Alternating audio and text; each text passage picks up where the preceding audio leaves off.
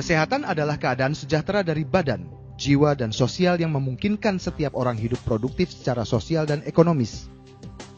Pemeliharaan kesehatan adalah upaya penanggulangan dan pencegahan gangguan kesehatan yang memerlukan pemeriksaan, pengobatan, dan atau perawatan termasuk kehamilan dan persalinan.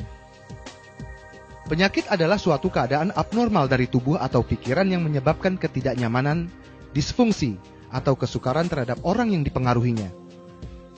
Jenis penyakit yang diderita oleh manusia sangat beragam.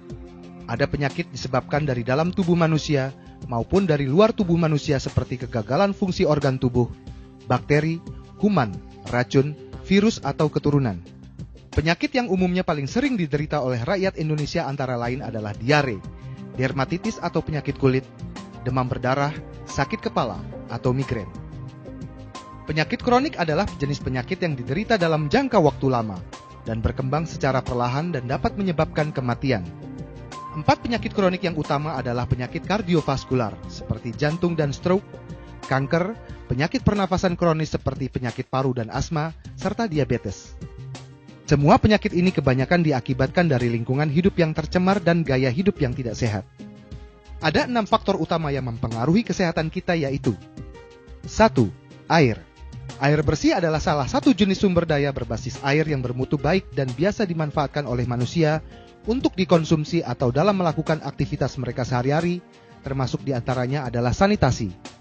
Manfaat air untuk tubuh diantaranya berfungsi untuk menjaga kesegaran, membantu pencernaan, dan mengeluarkan racun. Untuk konsumsi air minum menurut Departemen Kesehatan, syarat-syarat air minum yang baik adalah tidak berasa, tidak berbau, tidak berwarna, dan tidak mengandung logam berat. 2. Udara. Udara di bumi memiliki beberapa unsur yang sangat dibutuhkan oleh kehidupan manusia. Salah satu unsur yang paling penting adalah oksigen. Kita bisa hidup beberapa hari tanpa makanan dan air, tapi tidak dapat hidup selama 4 menit saja tanpa oksigen. Bahkan sel-sel otak kita akan mati bila dalam waktu 15 detik tanpa adanya oksigen. Setiap sel di dalam tubuh manusia membutuhkan oksigen untuk membelah, untuk bertumbuh, dan untuk sel tetap hidup. 3. Olahraga. Olahraga adalah aktivitas untuk melatih tubuh seseorang, tidak hanya secara jasmani, tetapi juga secara rohani. Banyak sekali manfaat olahraga bagi kesehatan tubuh kita. Olahraga sedikitnya 10 menit setiap hari membuat mental menjadi lebih sehat, pikiran jernih, mengurangi stres, dan memicu timbulnya perasaan bahagia. Selain itu, manfaat olahraga bagi kita membuat peredaran darah menjadi lancar, membakar lemak dan kalori, serta mengurangi risiko darah tinggi dan obesitas. 4. Makanan dan minuman. Manusia sebagai makhluk hidup membutuhkan asupan berupa makanan dan minuman untuk pertumbuhan, perkembangan, dan kesehatan bagi tubuhnya. Setiap makanan mempunyai kandungan gizi dengan masing-masing manfaat yang berbeda, seperti protein, karbohidrat, lemak, dan lain-lain.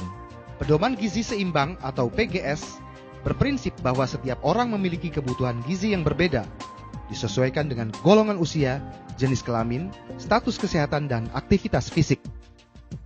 5. Emosi. Pengaruh emosi terhadap tubuh sangat berhubungan erat dengan kelenjar pituitari. Kelenjar ini bertanggung jawab untuk mekanisme yang memicu penyakit, yaitu kelenjar yang berada tepat di bawah otak yang memiliki koneksi dengan area jaringan di otak. Kelenjar inilah yang menghasilkan hormon yang mengendalikan semua fungsi tubuh.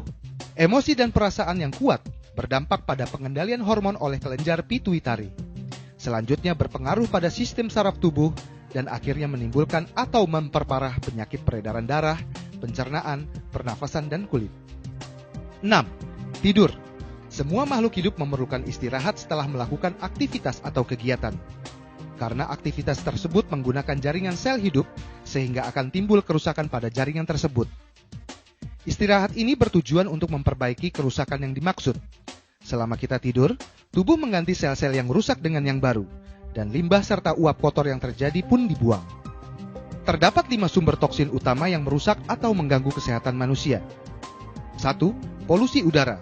Polusi udara dapat terjadi jika jumlah atau konsentrasi polutan atau zat pencemar di udara sudah melebihi baku mutu lingkungan. Polusi udara dapat disebabkan karena berbagai hal. Yang paling umum adalah disebabkan oleh pembuangan gas karbon monoksida dari kendaraan bermotor dan industri serta asap rokok. Udara yang telah tercemar dapat menyebabkan berbagai masalah terhadap kesehatan manusia secara langsung. Antara lain gangguan saluran pernafasan, bisa menimbulkan penyakit kanker dan jantung, iritasi pada kulit dan mata, serta dapat menyebabkan keterbelakangan mental pada anak. 2. Polusi air. Sebagian besar pencemaran air dihasilkan oleh kegiatan manusia seperti industri rumah tangga, pertanian, pertambangan, dan lain-lain. Air yang telah tercemar mutunya menjadi turun, tidak memenuhi standar kualitas yang dapat mendukung kehidupan makhluk hidup, dan bahkan bisa menjadi tempat berkembang biaknya kuman-kuman sumber penyakit seperti kolera, disentri, diare, dan tifus. 3. Buah-buahan dan sayur-sayuran yang terkontaminasi bahan kimia. Jika tidak dipilih secara hati-hati atau tidak diolah dengan cara yang benar, pangan dapat membahayakan kesehatan orang yang menyantapnya, karena mungkin telah tercemar oleh zat-zat berbahaya. Salah satu contoh zat-zat berbahaya yang dimaksud adalah pestisida. Pestisida merupakan sarana untuk membunuh hama-hama tanaman yang telah lama digunakan dalam pertanian. Namun banyak petani yang menggunakan pestisida secara berlebihan atau masih memakai jenis pestisida yang sudah dilarang pemerintah karena terlalu berbahaya bagi kesehatan. Penumpukan zat-zat kimia dalam tubuh tidak berdampak seketika. Perlahan namun pasti akan menyebabkan kerusakan pada jaringan sel dan saraf dalam tubuh yang bisa menyebabkan kanker, leukemia, dan cacat pada anak-anak atau janin. 4. Obat-obatan, bahan pengawet, dan pewarna pada makanan. Banyak orang yang lebih memilih obat-obatan dengan bahan kimia karena dirasa lebih mujarab atau cepat sembuh, tapi kenyataannya tidak begitu. Justru obat kimia membuat tubuh bekerja 2 kali, yaitu mengobati penyakit yang tadinya akan disembuhkan dan mengobati penyakit yang muncul sebagai efek samping dari obat kimia yang dikonsumsi. Pengobatan dengan menggunakan obat kimia memiliki beberapa sifat tertentu, yaitu diarahkan untuk menghilangkan gejala-gejala yang timbul, bersifat untuk mengurangi penderitaannya tapi tidak menyembuhkan, bereaksi cepat namun bisa melemahkan organ tubuh lain, serta selalu diiringi dengan efek samping. Selain bahan kimia pada obat-obatan, saat ini juga banyak bahan kimia yang digunakan dalam proses pengolahan makanan. Bahan kimia makanan tersebut ditambahkan untuk tujuan meningkatkan cita rasa, menambah ketahanan, maupun memberi efek warna yang menarik pada makanan yang dibuat. Bahan kimia makanan yang banyak ditambahkan pada makanan memang sebagian besar merupakan bahan yang masih ditoleransi penggunaannya. Namun sebagian lagi benar-benar merupakan bahan kimia yang berbahaya yang tidak seharusnya dikonsumsi. Kita pasti ingat, masyarakat pernah dihebohkan dengan beredarnya formalin dan boraks yang merupakan bahan kimia beracun, digunakan sebagai campuran makanan. Kedua bahan tersebut adalah sebagian dari bahan kimia yang merusak kesehatan. Masih ada bahan kimia makanan lain yang memiliki tingkat bahaya setara, apalagi jika dikonsumsi secara terus-menerus. Efek yang ditimbulkan bahan-bahan tersebut bisa sangat mengerikan, mulai dari pemicu kanker, kelainan genetik, cacat bawaan lahir saat dikonsumsi ibu hamil, melemahnya kinerja otak dan syaraf, dan masih banyak lagi efek buruk lainnya. 5. Makanan hewan ternak yang tercampur bahan kimia. Selain dari hasil pangan seperti buah-buahan dan sayur-sayuran yang tercemar oleh bahan kimia berbahaya, kita juga bisa terkontaminasi oleh zat-zat kimia yang berbahaya tersebut melalui daging hewan ternak yang kita makan. Hewan ternak yang mengkonsumsi tumbuhan dan air yang telah tercemar oleh bahan kimia akan menumpuk zat-zat berbahaya tersebut di dalam jaringan daging dan lemaknya. Pada zaman modern ini juga banyak peternak yang mencampurkan bahan-bahan kimia pada pakan ternak yang ditujukan antara lain untuk memberikan kekebalan terhadap suatu penyakit pada hewan ternak dan memicu pertumbuhan hewan ternak agar lebih cepat besar. Zat-zat kimia yang telah menumpuk dan menyatu pada jaringan daging dari hewan ternak tersebut sangatlah sukar untuk diuraikan atau dibersihkan, walau daging yang kita masak sudah benar matang sekalipun.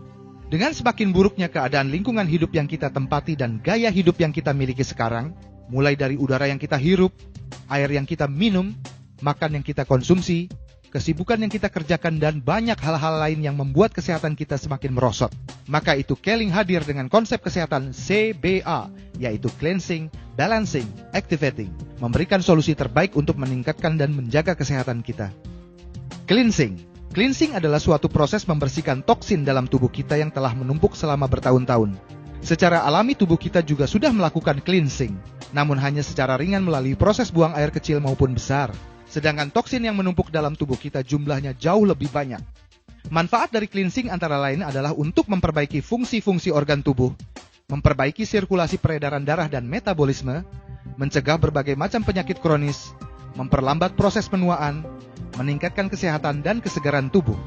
Produk-produk dari Keling yang berguna sebagai cleansing antara lain adalah Keling Kinotakara, K-Liquid Chlorophyll, K-Biograin, K-Ayurveda, Redens, dan lain-lain. Balancing. Yang dimaksud dengan balancing di sini adalah memberikan nutrisi yang seimbang dalam tubuh. Seperti yang sudah dijelaskan sebelumnya bahwa kebutuhan nutrisi bagi setiap orang berbeda, tergantung dari usia, jenis kelamin, status kesehatan, dan aktivitas fisiknya.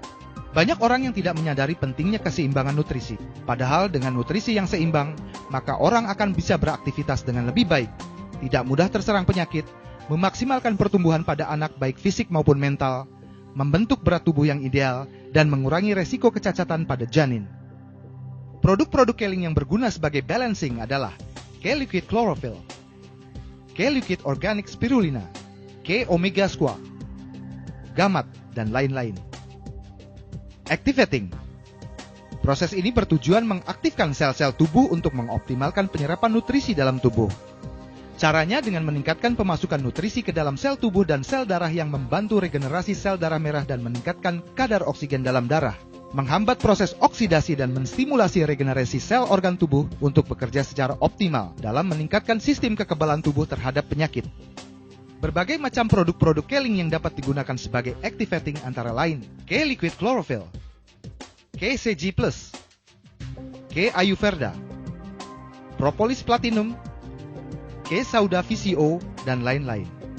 Keling berkomitmen dalam menyediakan produk-produk yang revolusioner dan berkualitas. Produk-produk Keling telah meraih berbagai penghargaan internasional, aman dikonsumsi dan digunakan oleh para konsumen. Setiap produk dari Keling telah diuji dan menerima sertifikasi Badan POM, serta lulus persyaratan syariah dari MUI. Keling, your truly partner, linking you to a better future.